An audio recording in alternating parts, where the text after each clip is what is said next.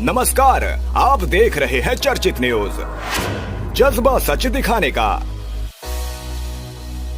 दिल्ली में कामकाजी महिला छात्रावास ब्लॉक सुषमा भवन के उद्घाटन कार्यक्रम में केंद्रीय गृह मंत्री अमित शाह ने अपने संबोधन में कहा कि सुषमा जी को हमेशा पार्टी के महान नेताओं में से एक के रूप में याद किया जाएगा। भारत की राजनीतिक इतिहास में वे उन नेताओं में से एक हैं जो एनडीए 1 और एनडीए 2 के दौरान मंत्री रही। उन्हें केवल मंत्री के रूप में नहीं बल्कि विपक्ष के नेता के रूप में याद किया जाएगा। ये सुषमा जी ही थी जिन्होंने संसद में कांग्रेस के भ्रष्टाचार को उजागर किया। मैं उम्मीद करता हूं कि विपक्ष के सभी नेताओं को उनके काम का अध्ययन करना चाहिए और उनके द्वारा किए गए कार्यों का अनुसरण करने का प्रयास करना चाहिए।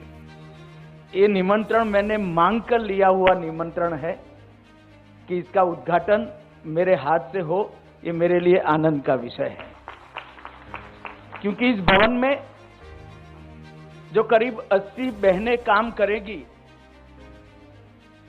उनके सुरक्षित रहने की सुविधा एक ऐसी नेत्री के नाम से जुड़ रही है जो भारत भर की महिला शक्ति को जागरूक, संगठित और संघर्षरत रहने की हमेशा के लिए प्रेरणा स्रोत रही।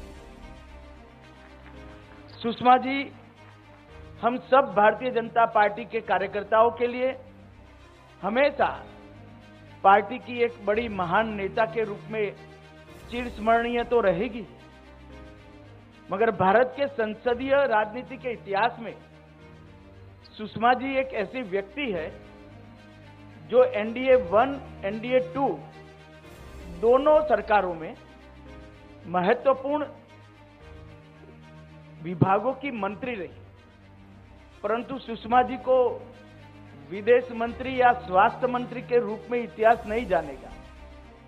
सुषमा जी को इस देश का लोकतांत्रिक इतिहास एक संघर्ष करने वाली विपक्ष की नेत्री के रूप में हमेशा याद है। सुषमा जी ही थी जिन्होंने यूपीए 2 के 12 लाख करोड़ के घपले, घोटाले, भ्रष्टाचार को संसद भवन में तार तार कर एक्सपोज करने का काम किया। विपक्ष का नेता का पद कितना महत्वपूर्ण होता है लोकतंत्र में, इसके जब उदाहरण दिए जाएंगे तब सुषमा जी को जरूर याद करना पड़ेगा।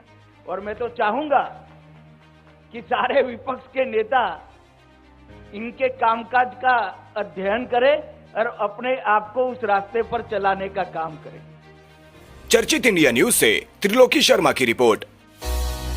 राष्ट्रीय राजधानी दिल्ली से प्रकाशित राष्ट्रीय समाचार पत्र एवं यूट्यूब चैनल चर्चित इंडिया न्यूज को आवश्यकता है भारत के हर जिले व तहसील में पढ़े लिखे युवक व युवतियों की।